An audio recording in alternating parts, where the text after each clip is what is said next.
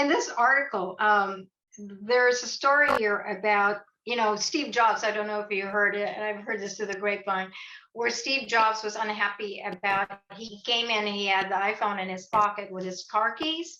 And when he came in to work, he called all these executives and he threw the iPhone on the table and he said, "Look at this phone; it's full of scratches, right? And I want us to do something about this." Well, he reached out to the CEO of Corning, whose name is Wendell Weeks.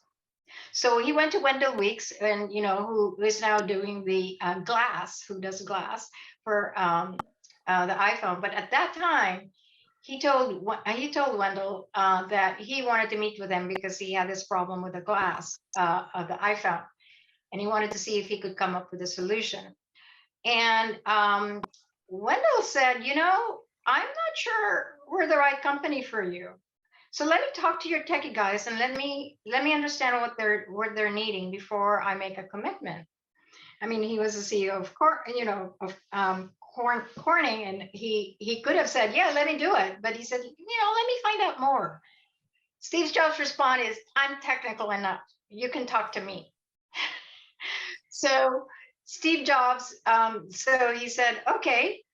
So instead of saying, "Well, this is what I think," he said, "Tell me what you are thinking.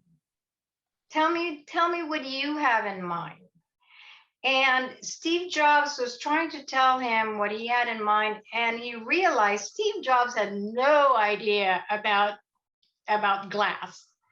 So instead of telling Steve, "You don't know what you're talking about," which I believe has been told to Steve before, he said, "Steve, let me give you some information about glass." So he educated him.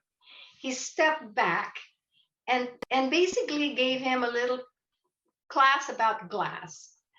And at that point, Steve Jobs realized what he didn't know. And he did end up working with Corning, and Corning now is actually the provider of the glass.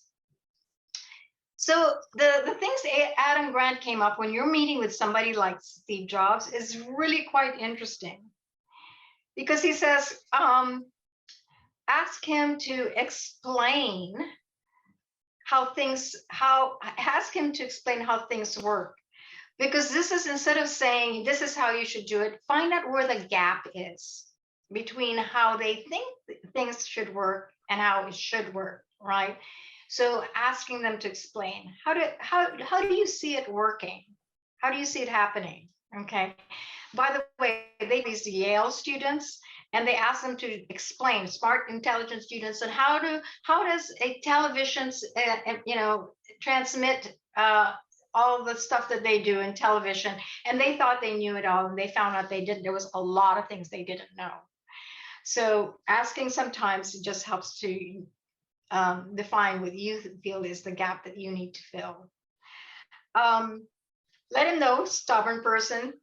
Let him seize the reins. Sometimes getting them to chat and talk and open up, and think what they're thinking, kind of helps them to realize that you're listening to them, and that you value also their ideas and their opinions.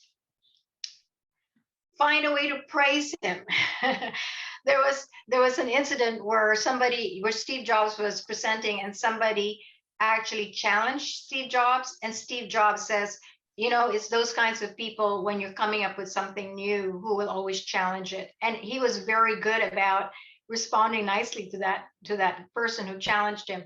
Why?